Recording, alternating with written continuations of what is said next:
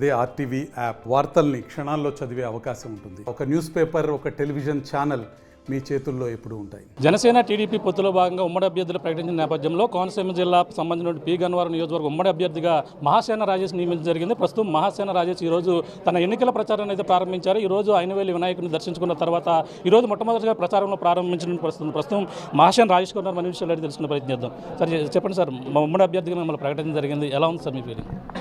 Sir అసలు MLA అభ్యర్థి అంటే ఏంటి, ఆయనకున్న విలువ ఏంటి, ఆయనకుండే గౌరవం ఏంటో కూడా తెలియని కుటుంబం నుంచి బ్యాక్గ్రౌండ్ నుంచి వచ్చినండి.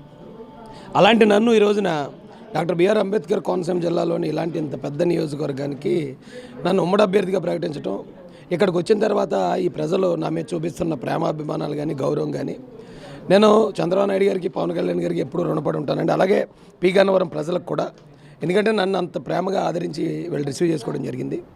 ఖచ్చితంగా ఈ నియోజకవర్గానికి నా వంతుగా నేను నా బాధ్యత నిజాయితీగా నిబద్ధతగా పనిచేస్తానని, వీళ్ళ ఇంట్లో పిల్లోళ్ళలాగా, వాళ్ళ తమ్ముళ్ళలాగా, వాళ్ళ కొడుకులాగా నేను పనిచేస్తానని ఈ నియోజకవర్గ ప్రజలందరికీ తెలియజేస్తున్నాను సార్. అంటే లోకల్గా నియోజకవర్గంలో కొంచెం జనసేన కావచ్చు, టీడీపీ కావచ్చు, కొంచెం అసంతృప్తులు ఉన్నాయి. 2 రోజుల క్రితం కూడా కొంచెం ఆందోళన చేసిన పరిస్థితి, అక్కడ కూడా వాళ్ళందరూ కూడా సర్దుకుని ఏ విధంగా ముందుకెళ్తారు సార్? ఏ కుటుంబంలో గొడవలు ఉండవు సార్. మీ కుటుంబంలో లేవా, నా కుటుంబంలో లేవా?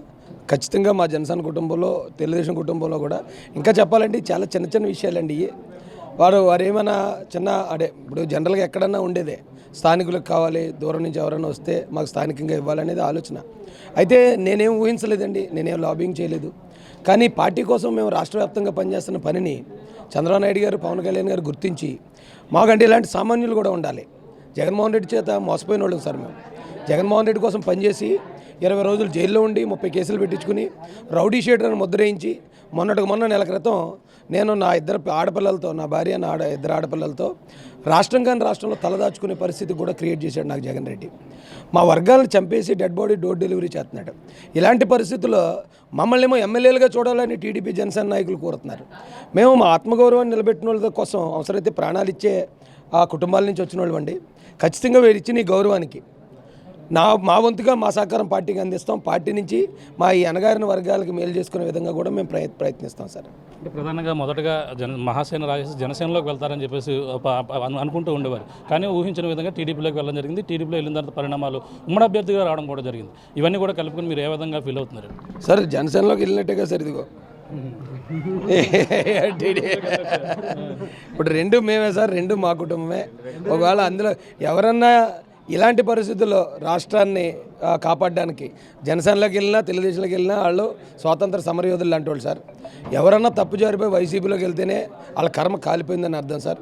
జనసేనలోకి వెళ్దాం అనుకున్నాం సార్, కొన్ని అనివార్య పరిస్థితులు అప్పుడు నాకు కుదరకపోయినా ఇప్పుడు తెలుగుదేశం జనసేన పొత్తు కుదిరి వారిద్దరే చక్కగా నాయకులిద్దరూ చెరో జెండా షిఫ్ట్ చేసుకుని మాట్లాడే నిజంగా ఎప్పటి నుంచో కోరుకున్నాను సార్. నేను ఈ పార్టీలోకి రాకముందే 2021 నుంచే టీడీపీ జనసేన కలిస్తే బాగుంటుంది, పొత్తుంటే బాగుంటుంది, వీళ్ళిద్దరూ మంచి వ్యక్తులు, వీళ్ళిద్దరూ కలిస్తేనే బాగుంటుంది. ఎందుకంటే అవతల ఉన్నది దుష్ట వ్యవహారం చేసేవాళ్ళు కాబట్టి కలాలనుకున్నాను. నా ఆశ నెరవేరింది సార్. నా ఆశ కన్నా ఎక్కువ ఒక వరం ఇచ్చినట్టు చంద్రబాబు నాయుడు గారు, పవన్ కళ్యాణ్ గారు ఒక ఎమ్మెల్యే అభ్యర్థిగా నాకు స్థానం కల్పించి ఇలాంటి పెద్దలందరితో కలిసి పనిచేసే అవకాశాన్ని ఇచ్చారు సార్. అంటే ప్రధానంగా చూసుకుంటే జనసేనకు తక్కువ స్థానాలే కేటాయించారని ఒక అసంతృప్తి ఉంది. అలాగే కొన్ని స్థానాల్లో నియోజకవర్గంలో సీట్లు ఆశించి భంగపడిన ఉన్నారు. ఇక్కడ కూడా జన సైనికులు కొంచెం అసంతృప్తి ఉండి నిన్న గొడవలో కూడా వాళ్ళే ఎక్కువగా కారు అబ్దాలతో అంశం చేయడం కూడా జరిగిందని చెప్పేసి అంటారు. ఎలా చూడాలి సార్? చంద్రబాబు నాయుడు గారి కన్నా, పవన్ కళ్యాణ్ గారి కన్నా తెలివైన వాళ్ళు ఇక్కడ ఎవరో లేవు సార్. వాళ్ళిద్దరికీ తెలుసు అన్నీ.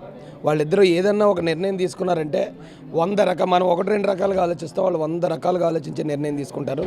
కాబట్టి వారి నిర్ణయాన్ని గౌరవించి శిరసావహించి దాన్ని పాటించడమే మాకు తెలుసు తప్ప నాయకుల నిర్ణయాన్ని తప్పుపట్టి వారికి ఆలోచన ఇచ్చేంత తెలివైన నుండి మేధావిని నేనైతే కాదు సార్.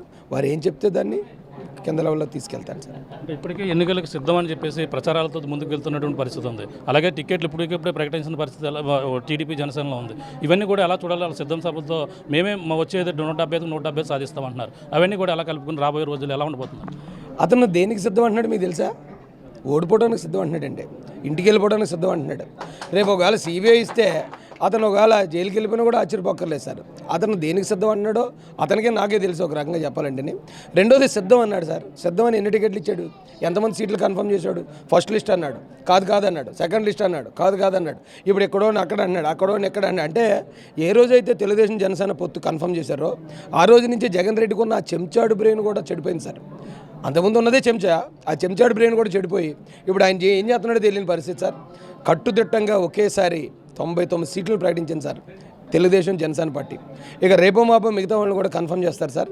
ఇక్కడ అతను 175 అన్నది నిజమే అండి. ఏంటంటే 175 ఓడిపోతాడు. మేము 175 అని ప్రగల్భాలు పలకం కానీ 160 సీట్లకు తక్కువ లేకుండా తెలుగుదేశం జనసేన జెండా ఆంధ్రప్రదేశ్ అసెంబ్లీ మీద ఎగరేస్తామండి. దీనికి ఖచ్చితంగా ఆంధ్రప్రదేశ్ ప్రజలందరూ కట్టుబడి ఉన్నారు సార్. ఇంకా జనసైనికులు ఏ విధంగా చెప్తారండి? జనసైనికులకు ఏ విధంగా చెప్తారంటే గతంలో జనసేన కావచ్చు వాళ్ళకి మెగా ఫ్యామిలీ కూడా మీరు తిట్టారని చెప్పేసి వాళ్ళకు కొంచెం అసంతృప్తి ఉంది. అవన్నీ వాళ్ళందరికీ ఏ విధంగా చెప్తారు? వాళ్ళు అసంతృప్తి లేదు సార్. ఎందుకంటే వాళ్ళు ఎప్పుడో ఏ రోజో దాన్ని క్షమించడం జరిగింది. ఎందుకంటే నేను ఏ రోజైతే జగన్ పార్టీలో ఉన్నప్పుడు ఎవరో జగన్కి సంబంధించిన వాళ్ళు జనసేన ప్రొఫైల్ పెట్టుకుని తిడితే జనసేన వాళ్ళు అనుకుని నేను తిట్టడం నిజమే. కానీ ఆ తర్వాత అది తెలుసుకున్న తర్వాత ఇదంతా జగన్ చేయించడం తెలిసాక నేను 2021లో నేను క్షమాపణ చెప్పి పవన్ కళ్యాణ్ గారి గురించి, చిరంజీవి గారి గురించి, చంద్రబాబు గారి గురించి, లోకేష్ గారి గురించి మాట్లాడి మా వర్గాలకి వీరిని దగ్గర చేయడం మొదలుపెట్టిన తర్వాత జన సైనికులు ఎంతో నన్ను ఆప్యాయంగా నన్ను వాళ్ళు ఆదరించారండి. నా మీద ఒకసారి రాజమండ్రిలో హత్యా ప్రయత్నం జరిగినప్పుడు వేలాది మంది మా ఇంటికి వచ్చి నన్ను పరామర్శించి వెళ్ళారు. ఆ పరామర్శించిన వాళ్ళు ఇప్పుడు ఈ నియోజకవర్గంలో నా సోదరులు కూడా ఉన్నారు. అయితే కారణం అయితే అది కాదండి. ఎందుకంటే అది అయిపోయింది, గతహ. ఆ తర్వాత కూడా నన్ను ప్రేమించి అభిమానించిన వాళ్ళు ఈరోజు ఒకళ్ళిద్దరు దాని గురించి మాట్లాడుతున్నారంటే వెనకాతలేయో చిన్న చితక కారణాలు ఉంటాయి. ఒకవేళ స్థానికుడిని కాదు, అది నిజమే. ఆ వాళ్ళ బాధ నేను కూడా అర్థం చేసుకున్నాను. కానీ ఒక స్థానికుడికి టికెట్ వస్తే ఎలా ఉంటుందో, వాళ్ళ అన్నకి తమ్ముడికి టికెట్ వస్తే ఎలా ఉంటుందో అలా వాళ్ళ కుటుంబంలో మమేకమై ఉంటానని ఇప్పుడు ఎవరైతే మాట్లాడుతున్నామో వారికి కూడా తెలియజేస్తున్నాను సార్ మీ మీడియా ద్వారా. హిందూ వ్యతిరేక అని చెప్పేసి నా అసంతృప్తి కూడా ఉంది. ఇప్పుడు మీరు గుడికి వెళ్ళారు అన్ని కూడా చేయించుకొచ్చారు, వాళ్ళకు కూడా ఏ విధంగా సమాధానం చెప్పడం? సార్ నిజానికి హిందువుల గురించి నాకు తెలియనప్పుడు, నేను ఒక వర్గానికే పరిమితమైనప్పుడు నిజానికి నేను అపార్థం చేసుకున్న మాట వాస్తవం. నేను అప్పుడు కొన్ని పొరపాట్లు మాట్లాడిన మాట వాస్తవం. కానీ ఒక్కసారి ఇప్పుడు జగన్మోహన్ రెడ్డి క్రిస్టియన్ అండి, చంద్రబాబు నాయుడు గారు, పవన్ కళ్యాణ్ గారు హిందువులు. మరి క్రిస్టియన్ అన్న జగన్మోహన్ రెడ్డి వెనకతలు నేను లేకుండా జగన్మోహన్ రెడ్డిని మొత్తం తుక్కురేగొడతా. మరి హిందువులైన పవన్ కళ్యాణ్ గారిని అలాగే చంద్రబాబు నాయుడు గారిని ఎందుకు నేను భుజాల మీద మోసుకెళ్తున్నాను? ఈ రోజున ఇంతమంది హిందూ సోదరులు మా మీద చూపించే ప్రేమ, మేము ఒకవేళ ఏ మతానికి చెందిన వాళ్ళం కాదు, అంబేద్కరే మా మతం. వీళ్ళ ప్రేమాభిమానాలు చూశాక గతంలో వీళ్ళందరినీ మనం అపార్థం చేసుకున్నాం. ఎవరో ఒకరిద్దరు మాట్లాడిన మాటలు, ఒకరిద్దరు చూపించిన కుల వివక్ష అందరూ చూపించారని మనం పొరపాటు పడ్డామని నేను ఈరోజు చెప్పట్లేదు సార్, 4 సంవత్సరాల నుంచి చెప్పుకుంటున్నాను. ఎక్కడో ఒక కాపు సోదరుడు దళితుల మీద దాడి చేసాడని కాపులందరినీ తప్పు పట్టొద్దు. ఎక్కడో ఒక సెట్టుబల్లి సోదరుడు దళితుల మీద దాడి చేసాడని సెట్టుబల్లిలందరినీ తప్పు పట్టొద్దు. ఎవడో తప్పు ఒకటే చేస్తాడు, కులానికి ఆపాదించకూడదు. మనం కులానికి ఆపాదించి అందరినీ శత్రువులు చేసుకుంటున్నామని ఇప్పుడు కాదు సార్ 2021 నుంచి చెప్పుకుంటున్నాను. వీరందరి ప్రేమాభిమానం చూసిన తర్వాత నా నిర్ణయాలు, మనిషి అన్నవాడు మారుతాడు సార్. ముందు ఒకటి అనుకుంటాం, తర్వాత ఖచ్చితంగా మారాను. మళ్ళీ ఈ 5 సంవత్సరాలు ఏ రోజు నేను ఎవరికి వ్యతిరేకంగా మాట్లాడలేదండి. గతంలో ఎప్పుడో ఒక 7-8 సంవత్సరాల క్రితం. అయితే ఇక నుండి నేను తెలుగుదేశం జనసేన కార్యకర్తను సార్. మా నాయకుల నిర్ణయం ఏదో నా నిర్ణయం అదే ఉంటుంది తప్ప నాకు ప్రత్యేకంగా కులాల గురించి, మతాల గురించి అని వేరే అభిప్రాయాలు ఉండవు. ఈ గన్నవరం నియోజకవర్గంలో రేపు నుంచి కార్యాచరణ ఏ విధంగా ఉండబోతుంది, అందరితో ఏ విధంగా ముందుకెళ్ళబోతున్నారు? పెద్దలందరితో చర్చలు జరుగుతున్నాయి సార్. పెద్దల డైరెక్షన్ బట్టి నేను ముందుకెళ్ళడం జరుగుతుంది. Thank you sir. చూస్తున్నా ఇది పరిస్థితి.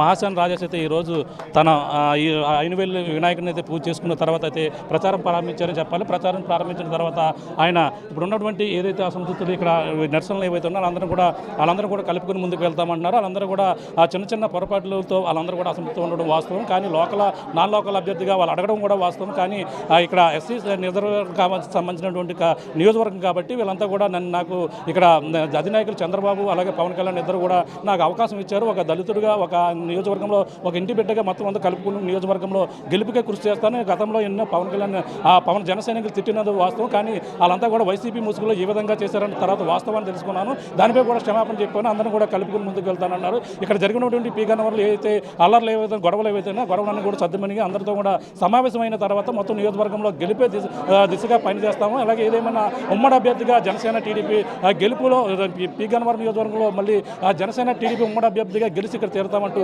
ప్రధానంగా వైఎస్ జగన్మోహన్ రెడ్డి గద్దె దించే దిగంగా అంతా కూడా పనిచేస్తామంటూ మహాసేన రాజా చెప్తున్న పరిస్థితి ప్రధానంగా ఉంది. ఇది కూడా ఉన్న తాజా పరిస్థితి. మేము రామతో ప్రకాష్ RTV పీ గన్నవరం నుంచి.